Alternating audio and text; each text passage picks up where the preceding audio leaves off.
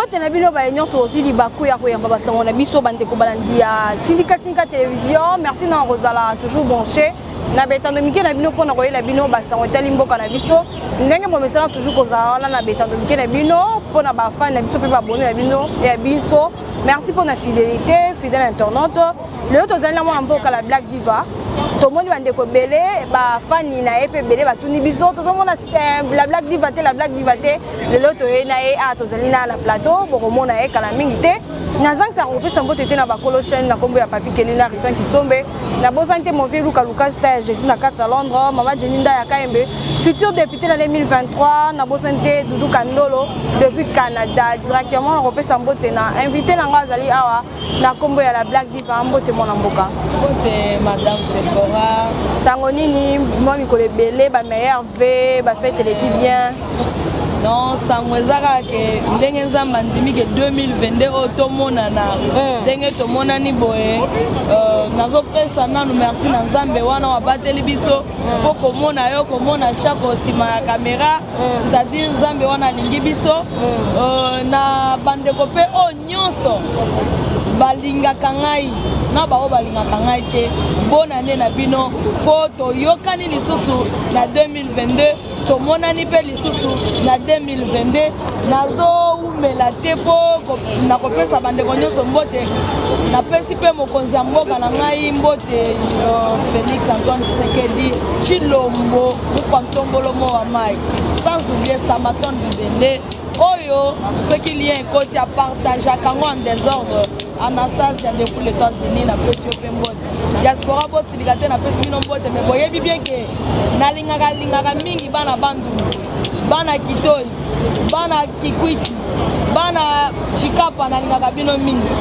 la pesi bino mbote pe ba bonne année na bino bolembaka te pona kotumisa Sephora alukela bino Black Diva apesa bino ba information oyo utaka vraiment na libele.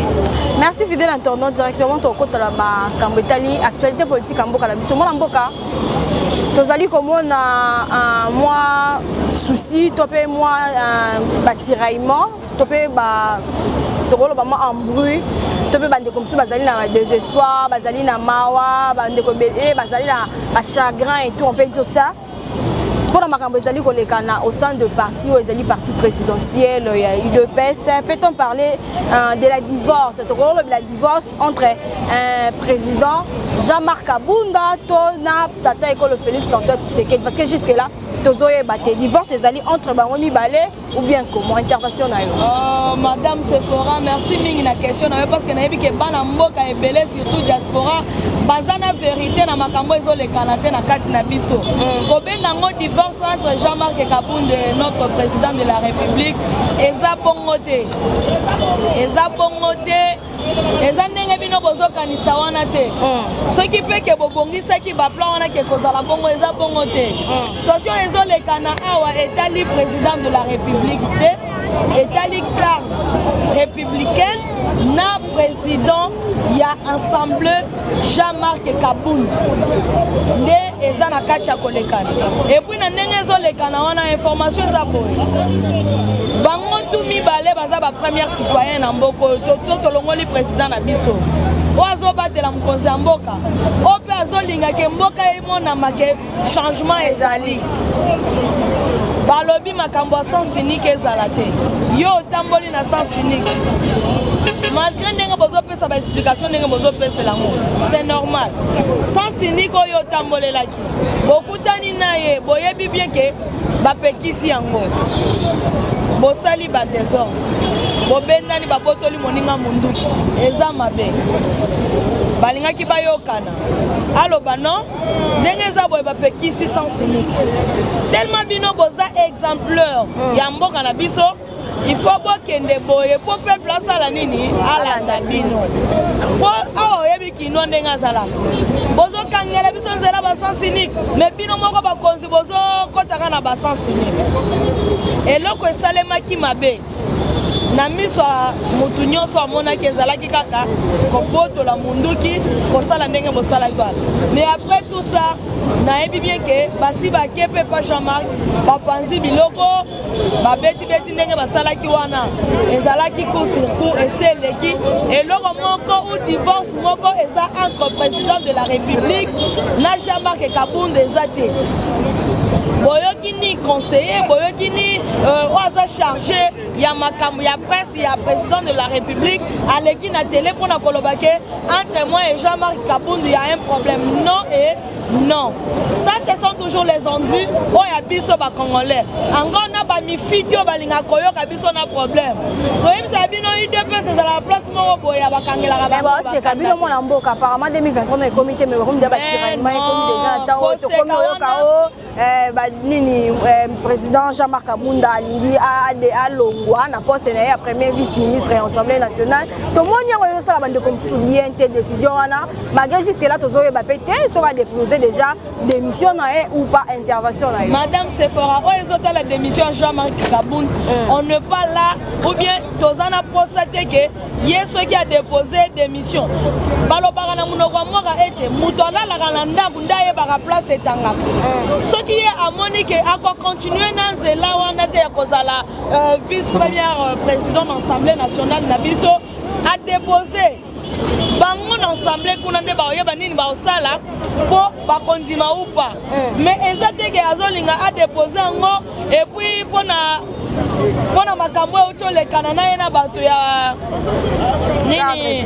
garde républicaine non wana eza yemoko nda yebi est-ce que na kolobo ya lobi ke po ba ye ko buka ndaku nanga yango nga na okendo tika démission na yebi te so moninga za commentaire na bino na oselango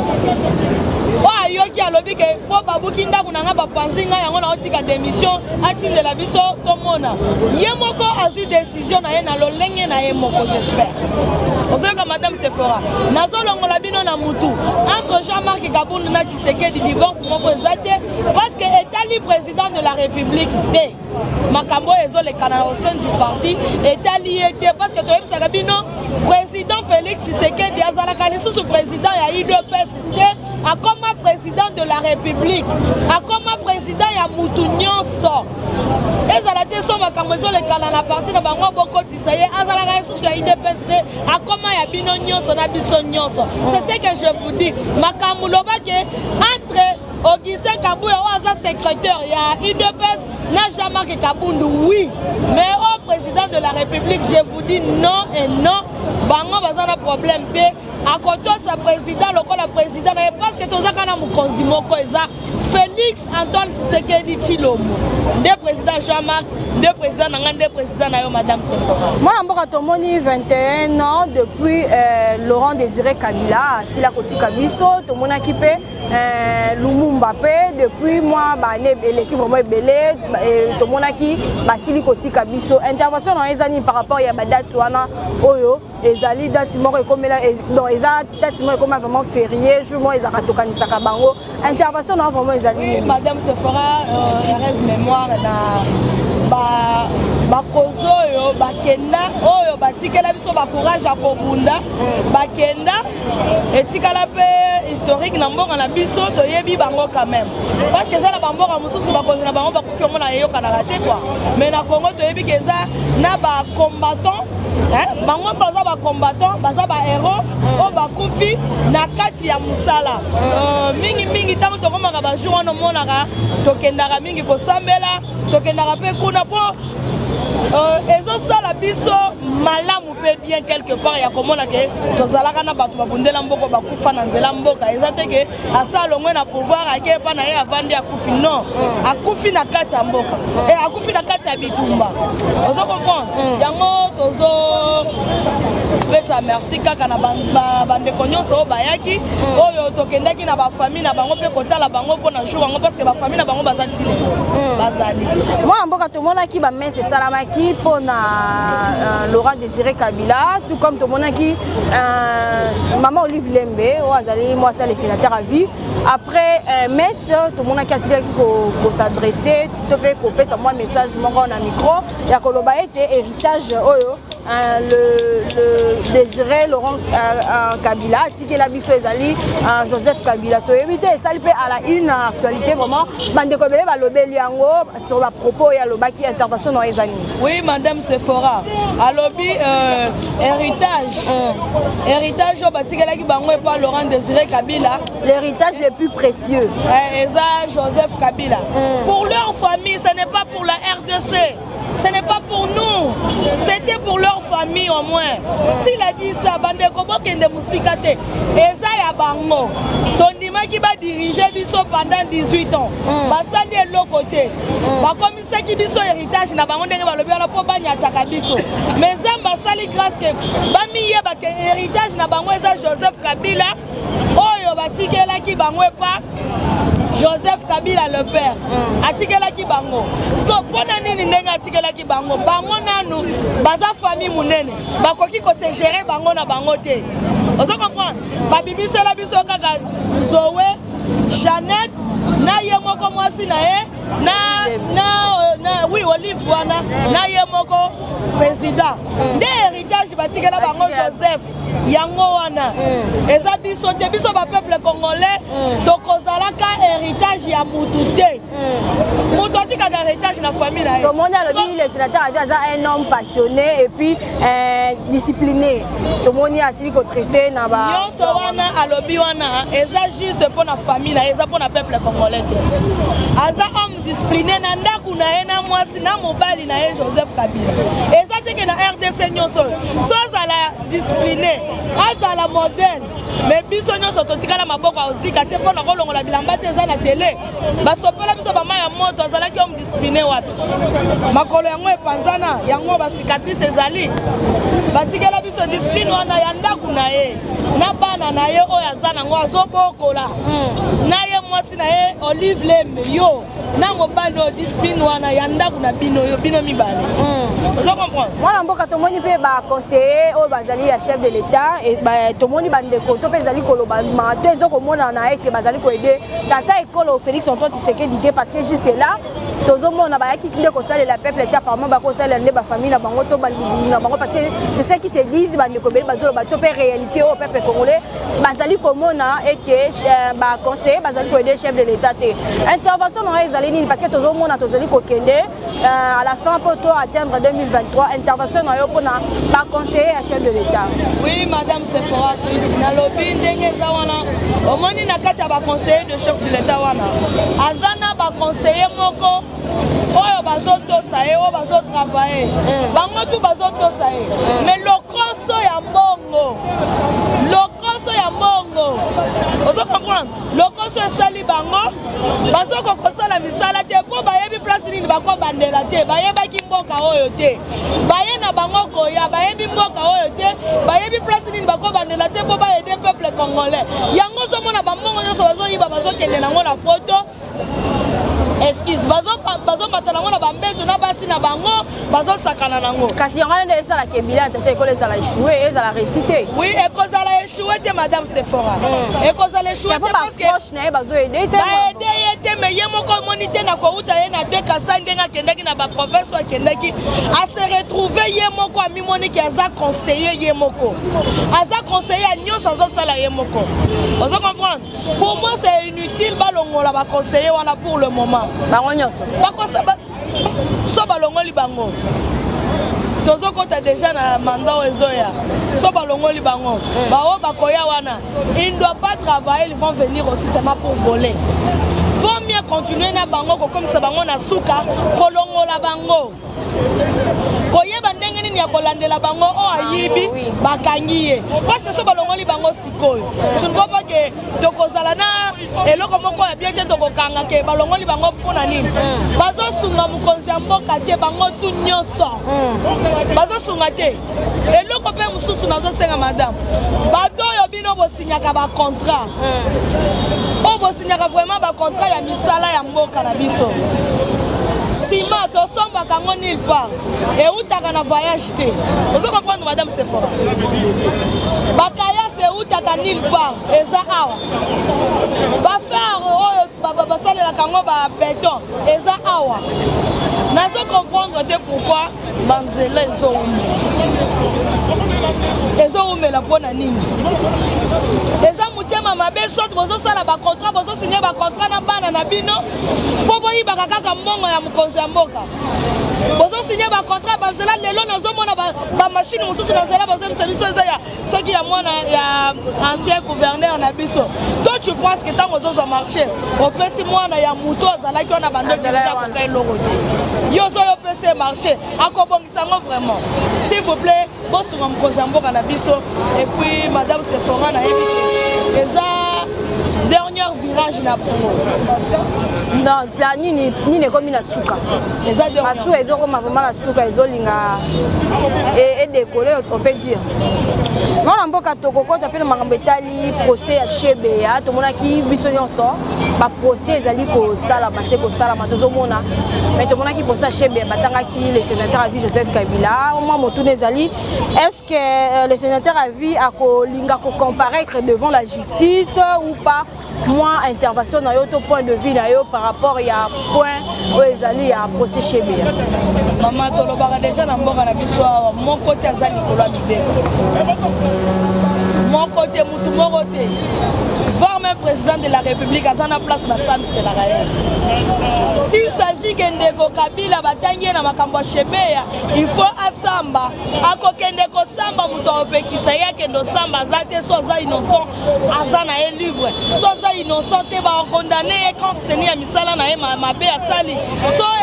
ayebi ki ayebi likambo te bakotika ye aokende pourquoi akende te yo so bakangi okende te wa citoyen ya mboka ye mpe so aza mwana mboka aokende no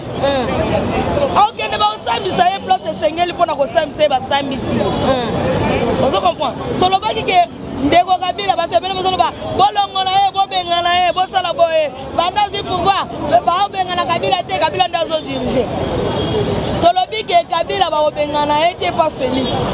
mais na misala na ye oyo asala ya malamu ekomema ye kote ya malamu ya mabe ekomema ye kote ya mabe na moma oyo esengeli ke bakokanga ye wana bakokanga ye okomona mpe ata na dossier ya Shebeya okomona ata tutinga na mutu baboyeka na balabala boye bakangi ye tokozeleka tokanga ye na mabe nyonso asala na mboka na biso te un jour ezalaka ya Nzambe bakokanga ye kaka ata abeti yo kamba ata boye droit de la femme etelemi bakangi eza bongo mwana mboka tomonaki na barégime oyo esili koleka tomonaki mpe bandeko ya baprésident bazalaki wana baniese na ye bafrère na ye kotelema te to kosotonte ya kosadresse to kobimisa bamomoko ya mabe sur bandeko bazali baparlementaire ya baparti quelconque mais tomoni nièce ya tata ekolo Félix Antoine Tshisekedi une dame oyo toyoki ete azali kobimisa bamomoko insolente contre baparlementaire debout tomoni bandeko ebele mpe batie te bafoto na ye bazali kosepela te par rapport a baisile to azali kobimisa epa bacombattant intervention na yo ezali nini nga nayebisaka bino maintes fois moto azalaka na bitumba mpe ata ya ndako na ye ozo comprendre olobi ke na régime passé otikala omona ndeko ya Kabila te ou bien nièce ya Kabila te kofinga bacombattant ya PPRD soit bacombattant oyo bazalaki na pouvoir oui soki ndeko mwasi wana aza na kati ya kofinga bacombattant ayebi eloko azosala te ozo comprendre ayebi eloko azosala te po combattant ayambaka mutu nyonso combattant oyo azofinga wana ayambaka mutu nyonso ayebi ndenge ayelaki ayebi ndenge akomi soki combattant yo ofingi combattant tu ne vois pas que wana sikoyo osali nini ofingi nani chef de l'état po ndenge eza wana eza bien te ntango ozofinga combattant il faut se respecter combattant aza mutu afinga te po combattant nde abundaka des fois ntango combattant wana bandaki obunda yo ozalaki te yo kasi koyo bozolukela kaka bacombattant na bino baproblème régime passé totikala omona nièce te ou bien mutu te oyo ya famille Kabila afinga bacombattant ya PPRD et maintenant là eza banièce ou bien baseur ya régime oyo toza nango ya mokonzi ya mboka na ngai Félix Antoine Tshisekedi Tshilombo bandeko na ye oyo bazofinga bacombattant boyebi eloko bozosala te Ce qui est ça vraiment, il y a solo qui est fini.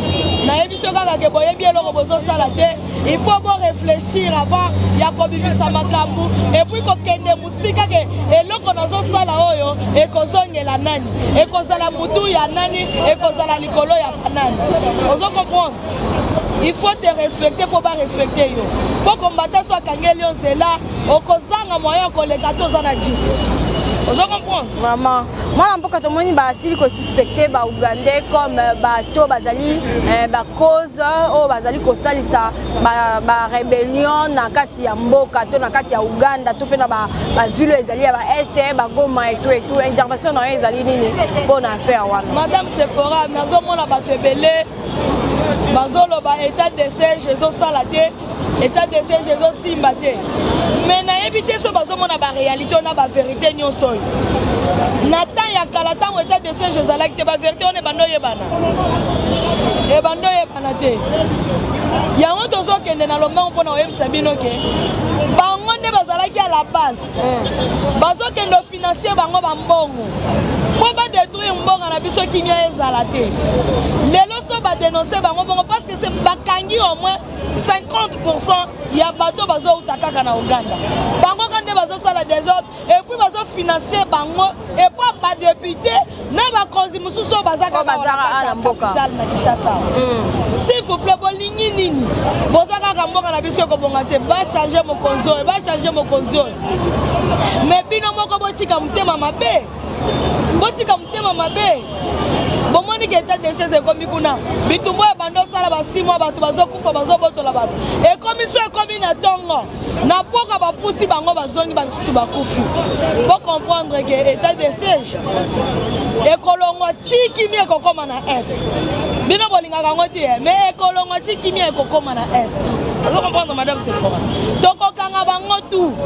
Boza pena santé médiocre bandeko nango nyonso ba pesa ka mbongo po boya kopiye mboka na bino. Boza ka ba santé médiocre mabumu evimbi. Likolo bato boboma boma. Maintenant là c'est la fin. C'est la fin madame c'est fort. Moi mboka to vraiment comme la souka émission la biso tozali ko poussa na petit à petit pour na kokoma la 2023 mon mboka élection ezali ko avancer. Petit à petit, tozali kokoma to éviter l'élection 2023 tozo ka ke tel wana ko postuler tel wana ko tsali baya oh tata ko la ko bimate to boy glissement et tout intervention na yo pour 2023 ndenge tozali ko poussa la malembe pour na kokoma na nouveau élection place wana na linganga ngoma classe madame Sephora nazo poussa na pembeni ya caméra pour na oyebisa bino na lobi élection ekozala ate salemité. Il faut ça la message. Mais oui, dans le lobby, ekozala. Mais ate salemité par hasard que salemité. Bah on y se bat le bon, bah ceux qui est étranger, ayen na mboka na yo a sali 18 ans. Au kokyo benga na été. Moi na mboka na 3 ans ya pamba. Bobandi bilobelo ba poza moi na mboka. Moi na mboka 3 ans. Étranger pour découvrir étranger qui na mboka na c'est à 10 ans. Moi na mboka o ya yo azao. Azo bamba azo fina maduso yo yo moko yebaki atateke. Tito o souffrir boyeza pour na madusu oyo. Soki ke yo vote yete. Ozando ya vina yo moko. Yo kanisi nani ya koyoka pasi ya mwana soki mama na ete. Madame Sephora, bako voter en désordre. Mais bandeko biso wala baketata école à décevoir bango na bandeko biso à diaspora par rapport à makambo zali koleka na mboka na biso ya ba conseiller et puis évolution ya mboka jusqu'à là bandeko à décevoir mutute. Bango nde ba décevoir ye. Po abengi bino. Boya bosala nanga musala bozoko kosala ne musala te na place na yo ya komi osala na place na yo ya komi raisonner ye moko yebisi binoni na mona ka batu bavanda ka bakanisa kana yeba ka makambu te me na yebi des fois ye place azawa na zo comprendre que na yebi eloko te me yebi madame Sephora to ko voter ye en désordre vous comprenez to ko voter en désordre pour biso awa na Congo pe na RDC to moni mokonzi oya ko diriger biso te soki aza mwana mboka wana kate Félix Tshisekedi tolobi na bino ete aza fondation ozo comprendre Félix aza fondation na biso akotikela biso ba fondation o biso moko tokotonga ata yo oza mwana mboka oyebo kosa biso toyebi ke a ozokosa biso osali eloko te eza boye eza mpona papa wana madame Sefo toko vote ye élection ekozala toko vote ye bakandida boya ebele me toyebi ke mwana mboka akozala wana mpona mboka na ye parce que azosala mosala na ye kitoko mpe malamu tomonaki tata ekolo atiaki boye état de droit mais état de droit yango apparemment bozokoka te mwana mboka la état de droit ezali madame Sefo tomona balibération balibérté ezali kokobiba liberté provisoire bagrâce présidentielle baprocès misusu teke ya bamatata mpona oti sikoyo mpe tozomona elo motema longa mwana mboka ezolala kaka boye badosiangomakamwana toyebi te justice to état de droit ngo état de droit osambi olongi malgré état de droit ezali baosala nini yebisanga baotika nayebi ke bato ebele bazolobela masolo ya bato bazolibere wana bandeko oyo omoni neti ndeko na biso aboyaki nde koyokana surtout ya ndeko na biso kamere nde ezotravaille bato mutu oui mais justice eboyela ye 10 fois so omoni ke ndimi c'est-à-dire asololi na ndenge esengeli ke babando tuna ye makambo wana asolola yango nyonso abando boya mpona koboya komikitisa mpona koboya dignité ne quoi mais amoniki azokendeka azovanda na place avandi wana pamba amikitisa asolola azongisa oyo esengelaki kozongisa bapesa ye liberté bapesi ye où est notre problème asambi neti yo mpe bakokanga yo bakateli yo amani mais justice ya mboka na biso mwana mboka ezolobamaki eza vraiment justice ya mboka na biso tolobaki na bango basala mosala mpona bana mboka mpona intérêt ya mboka soko somi moni ke ozosala so mosala na intérêt ya mboka te okomi oluka makumu na yo ndenge bavotaki yo bien batiaki yo place wana mpona mboka yo ozokoka te bakolonga te mama yo yebi combien ya bamaître baza na kati bajuge bazotanga basisi classe bajeune baza ebele basakana na baposte wana te bakolongwa bango tu ndenge tozoloba balongolola biso na babukumesa bakomini nyonso bango fo balongwa babukumesa bakomini nyonso balongwa surtout ya kalamu alongwa baosala eloko te bazoede mokonzi ya mboka te bango nde babisusu bango wana bango tu fo balongwa batiela biso bato des fois Kini Bopeto Argentine comme il a écosimba na gouverneur de la ville tomonaki Kini Bopeto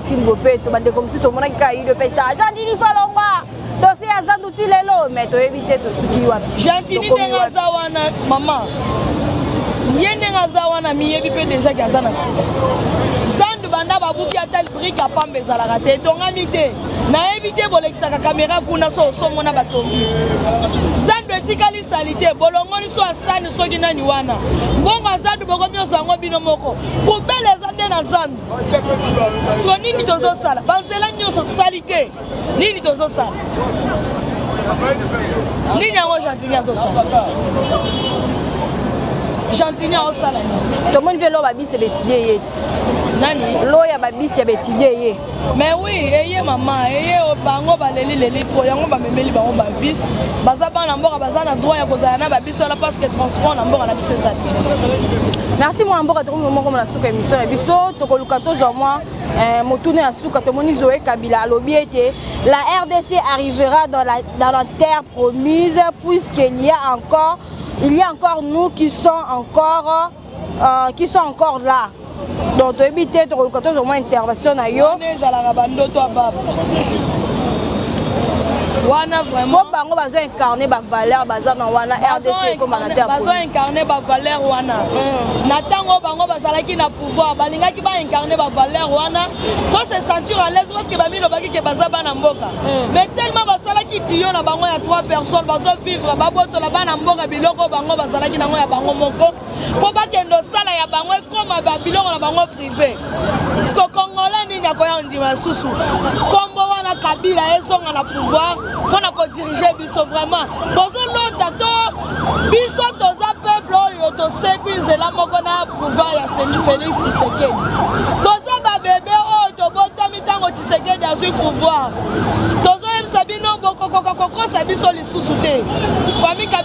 na pouvoir parce que Congo ezosela bino nde boyo obongisa bango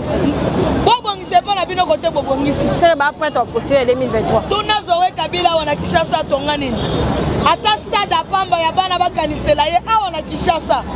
Zoé Kabila otonga nini awa na Kinshasa ata stade apamba po bana bakanisa yo ke tango bokozala ta na posa bozonga leso sto voter bino stade apamba bastade ya bakartier ya bacommune yebisanga ata moko ata na maya kalamu ezate madame bati ko distraire biso merci fidèle entendant moment comme la souka émission la biso moi mboka la blague diva to ko 14 mois mot de la fin et puis na numéro na yo na bamboto no pour que to chuter vraiment la émission la biso oui bana mboka aibi que to komi na souka bo commenter bo s'abonner massivement pour avec Sephora aya ko zongo ya malini place sengeli ko zo pona yo ki bolobaki pona divorce na aibi que ba pesi bino réponse bo pesa biso nde ba commentaire ya bien ya malamu botuna mituna o esengeli bofinga ndenge bomesana nga na pesi bino numéro 081 48 52 726 na bosani kopesa kaka bao ya nga ya motema nyonso na pesi bango mbote Samaton na bosani yo te bibende l'original depuis 8000 km Roger le combattant depuis 8000 km na mona kayoka ndenge ozalaka wana opesa ya biso pe makasi ya kotala ke mbonga na biso zokende bien te na bato nyonso na sima caméra na pesi bino mbote. Merci fidèle entendant vraiment tout comme na souka merci na chaque fois ça va toujours wana na sima caméra merci na Mike Lizadio merci na ba abonné na biso nyonso merci na ba fan na biso nyonso bozala wana bo continuer kozala wana et puis ba abonné bo continuer ko s'abonner plutôt na kati ya Tindika télévision cloche moko ezali wana dès ko beti Tindika na YouTube ko mona cloche ezali wana directement pour bien na coche au s'abonner na Tindika télévision merci à vous partager à vous liker et à consommer vraiment des vidéos dans biso et que ça la vraiment makasi. Quant à moi on se revoit la prochaine. Ciao ciao.